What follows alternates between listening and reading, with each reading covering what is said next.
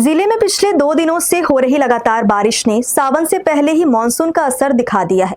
केलो dam के 4 gate खोले जाने के बाद केलो नदी का जलस्तर बढ़ गया, जिससे सोमवार सुबह चक्रपथ पर पानी भर गया और लोगों की आवाजाही प्रभावित रही। इधर मौसम विभाग ने फिर से रायगढ़ सहित आसपास के जिलों में मध्यम से भारी बारिश की संभावना व्यक्त की है।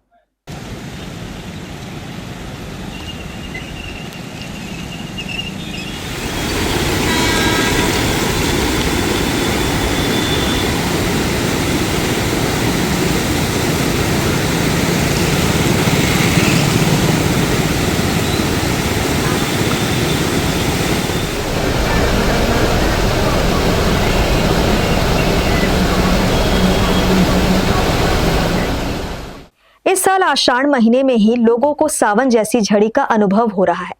मॉनसून के मजबूत होने और बंगाल की खाड़ी में बने कम दबाव के क्षेत्र के प्रभाव से जिले में पिछले 2 दिनों से रुक रुक कर लगातार बारिश हो रही है। लगातार वर्षा के कारण जनजीवन आंशिक रूप से प्रभावित हुआ है।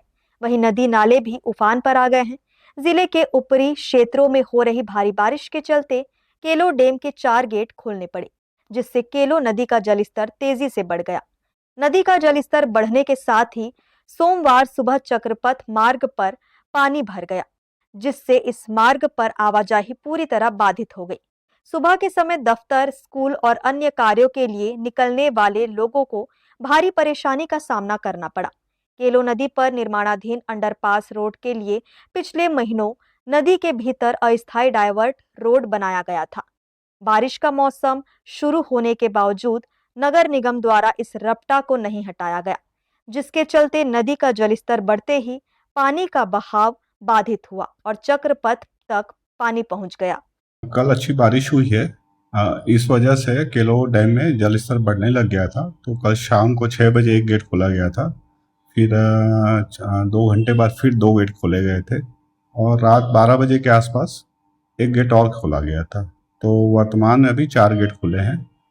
25-25 सेंटीमीटर ओपनिंग है सभी की। तो इसमें पानी रिलीज हो रहा है और अभी जलस्तर अभी नियंत्रण में है। अब और बढ़ना जो है अभी स्टेबल हो रहा है धीरे धीरे। इसमें निरंतर 2-2 घंटे में लेवल चेक किया जाता है केलो डैम का, और उसमें जो भी अंतर आता है उससे एक पानी की अनुमानित मात्रा हमको ज्ञात हो जाती है। तो उसके हिसाब से हम प्लानिंग करते हैं गेट ओपनिंग करने का, ताकि कहीं बड़ा पानी ना आए। बड़ा पानी के समय हमको ज़्यादा कठिनाई ना आ जाए, तो थोड़ा थोड़ा हम लोग रिलीज करते रहते हैं। इस प्रकार से इसको अपन लेवल को कंट्रोल में रखते हैं। मौसम विभाग के अनुसार उत्तर पश्चिम बंगाल की खाड़ी और उससे लगे उत्तरी ओडिशा पश्चिम बंगाल तट पर बना डिप्रेशन पिछले 3 घंटों में करीब 7 किलोमीटर प्रति घंटे की रफ्तार से पश्चिम उत्तर पश्चिम दिशा में आगे बढ़ा है। वर्तमान में यह 21.2 डिग्री उत्तरी अक्षांश और 87.0 डिग्री पूर्वी देशांतर के आसपास केंद्रित है। यह सिस्टम अगले 12 घंटों के दौरान बालासोर के पास चांदबली और दीघा के बीच उत्तरी ओडिशा तट को पार करेगा।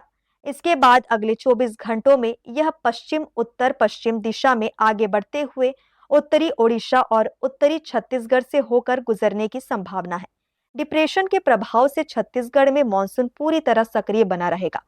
रायगढ़, जशपुर, सरगुजा सहित उत्तर और उत्तर पूर्वी जिलों में माध्यम से भारी और कुछ स्थानों पर अति भारी वर्षा हो सकती है।